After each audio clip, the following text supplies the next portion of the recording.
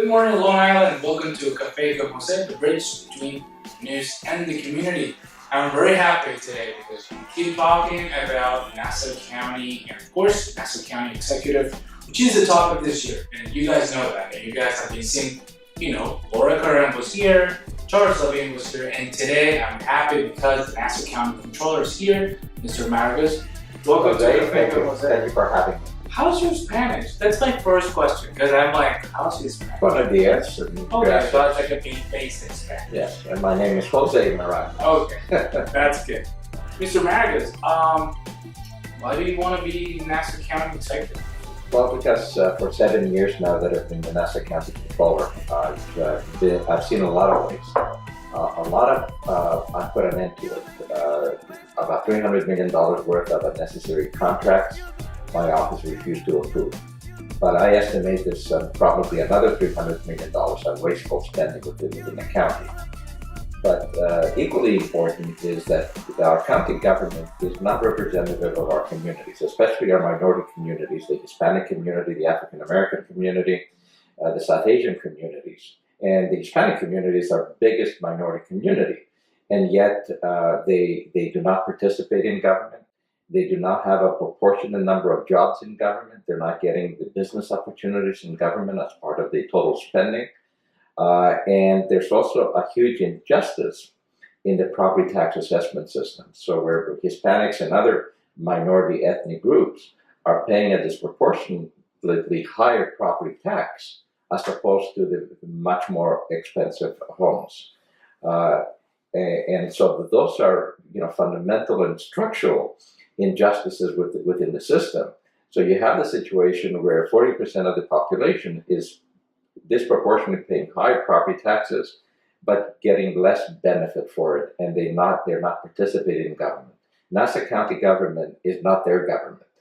And that is my message to them, that if you want social justice, you want fairness in property taxes, you want equal opportunities in government that spends close to $3 billion a year, then you need to elect somebody who's not beholden to the party bosses, is independent, and is only motivated to do what is right for everybody in the community.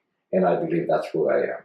Great. But how are you planning on doing that? How are you planning to, make Nassau County more inclusive with the different communities that we have right now? Well, it's very simple. As I indicated, 40% of the population are minorities, but yet less than 10% participate in government in terms of jobs and business opportunities or in the police department. So we have to open up those opportunities where now we have less than 10% minorities to 40%. That will open up huge job opportunities and business opportunities for minorities. Then we have to fix the property tax assessment. Most people call it broken. I call it rigged.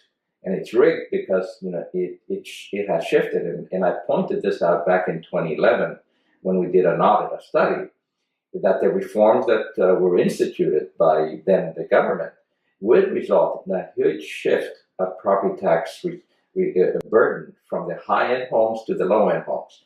And that's exactly what has happened. And Newsday had an article about a couple of months ago that highlighted the shift that has occurred in the last 5-6 years, and brought it down to the individual level, which we had done as well, that middle-income homes and lower-income homes are paying anywhere from 15 to 30% more in property taxes than they should. That's an injustice, because what happens, they don't grieve their property taxes. The high-end homes hire the politically connected tax cert attorneys that are big contributors to the government, and they get significant property tax reductions, and then that has the effect of shifting the tax burden to the lower income homes. That's an injustice that is known, it's out there, and it needs to be corrected. It can be corrected. So can you imagine paying 15 to 30% less in school taxes? That's the impact that we're talking about that the effect,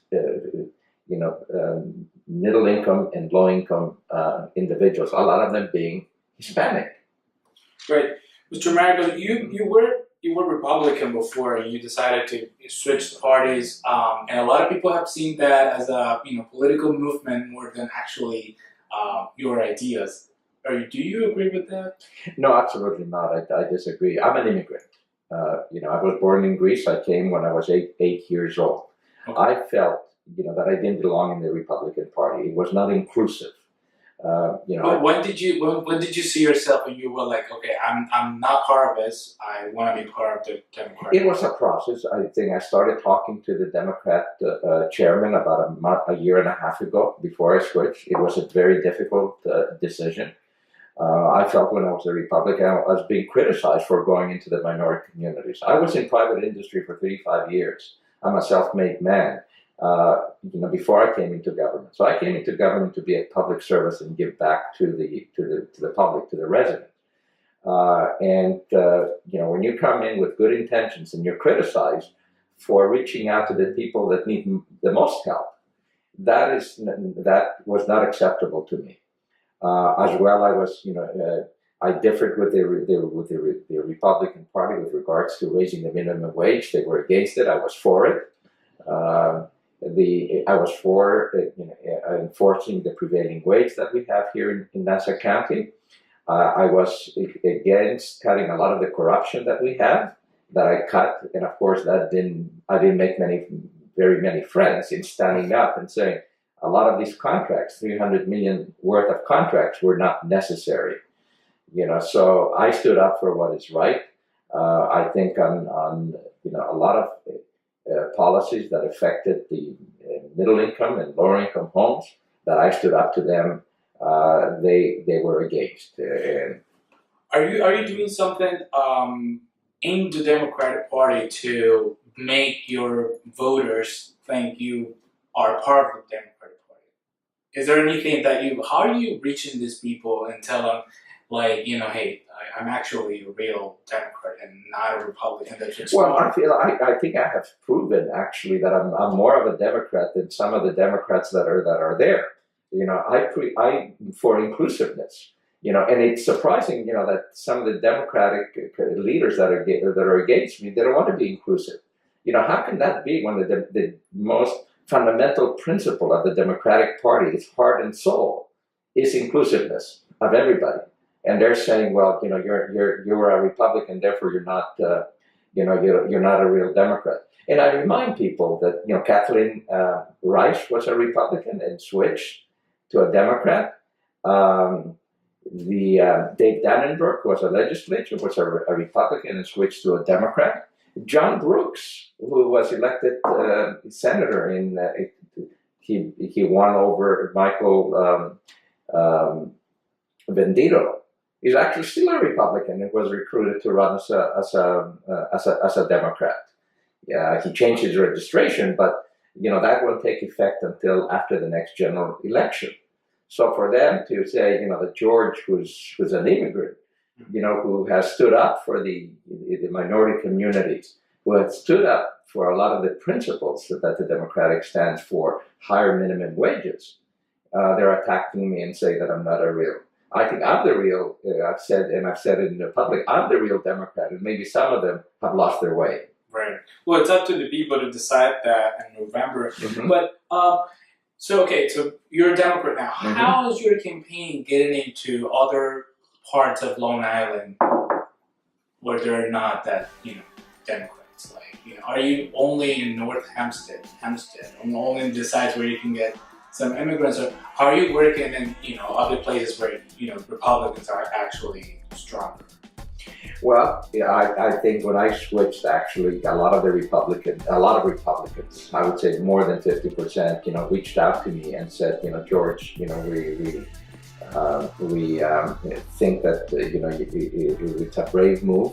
We understand, the reasons. We're just as upset with the Republican Party not being inclusive.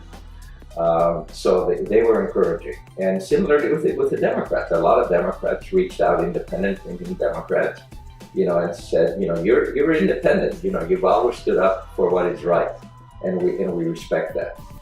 Okay, so we're gonna make a little break, and when we come back, we're gonna play the social media soup. Those are the questions that you already sent, and are you ready to play that? I am, He absolutely. has no idea what the questions are, so are you I'm ready? happy. We didn't have any idea of the question. Okay, so we'll be right back. Okay.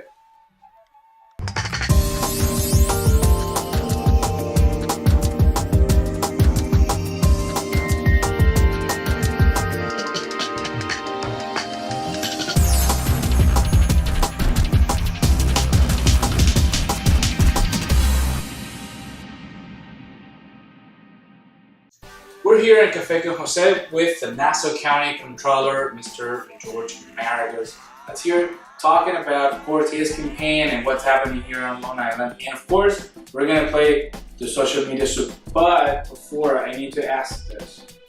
Last year's controversy about Nassau County Executive, what's your opinion about it?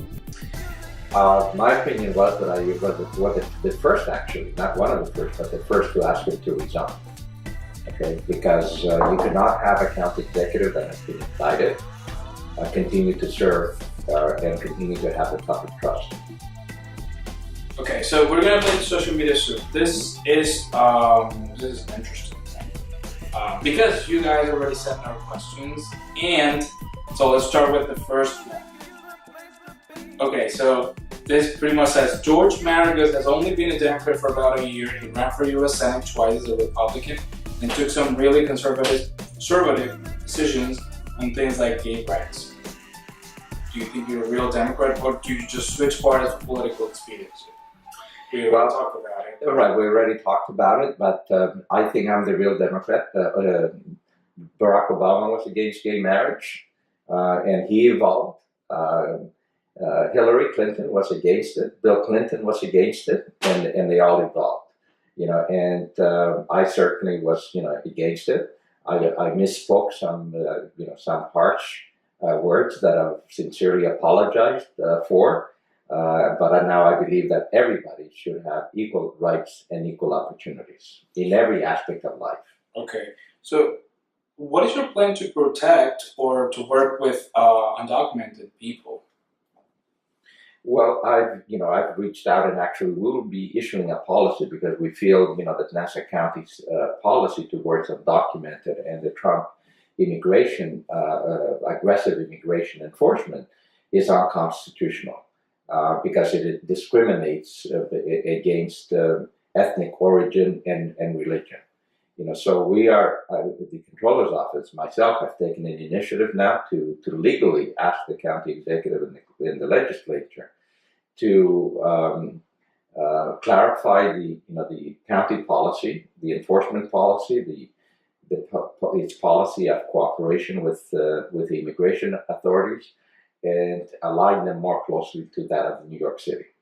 Okay. What are you going to do to implement language access at Nassau County agencies since Mangano has failed to keep his promise to do so? Right. Nassau County is one of the few counties that is not bilingual. And as I indicated, the Hispanic community now represents our biggest minority, about 18% of the population. And yet we have none of the county services or documentation written in Spanish. And that I will change immediately. Okay.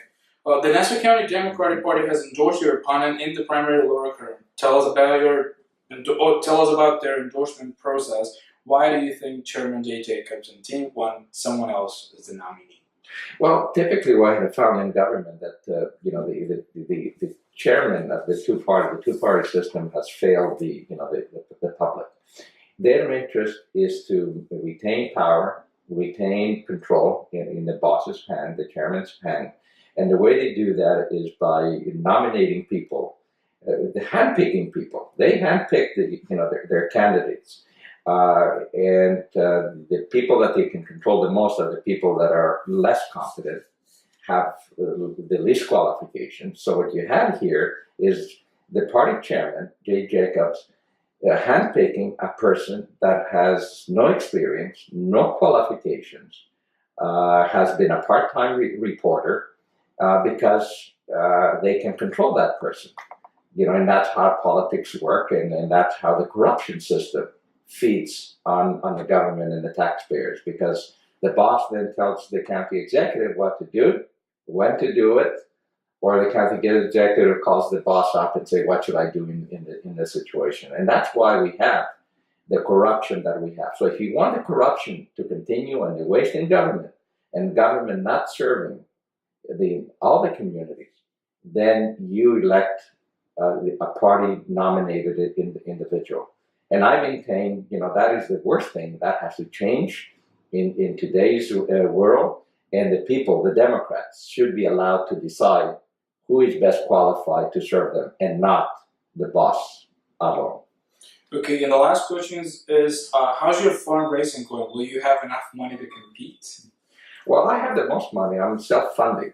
I put about $1.5 million in my campaign already. The others are about $200,000. So who has the most money? I do. So I can compete very effectively, and that's why they're afraid of me. And the last question is not from the social media soon, but how are you working with the immigrant community? How we see we see your events, and you're as a Nassau County Comptroller, but as a candidate, what are you doing with this communities too? Well, first of all, my office is the most diverse. I have Hispanics in my office that have a responsibility to community outreach, to get out there in the communities and communicate the services that the Comptroller has available. The Comptroller's office is also a watchdog and make sure that all the agencies of government operate efficiently and deliver the services that they have a mission to provide. So I have Hispanics in my office. I have South Asians. So I have African Americans. I have Koreans. I have Chinese. So we have a huge, and no other agency has that. Certainly the county executive doesn't have that in terms of an outreach to all those communities, to serve them, to listen to their concerns, and address their issues. And the last question is, we see the work that the actual county is doing through the minority affairs office. But is there a way that you guys can improve that to make more stuff with the community?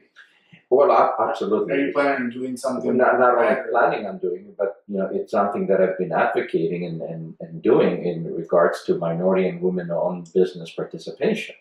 That was being paid lip service 3 years ago when we did an audit, and we discovered that we're spending less than 8% of our spending, even though our goal is to spend 16%, and the state have moved that to 30% of all spending to go towards minorities and women.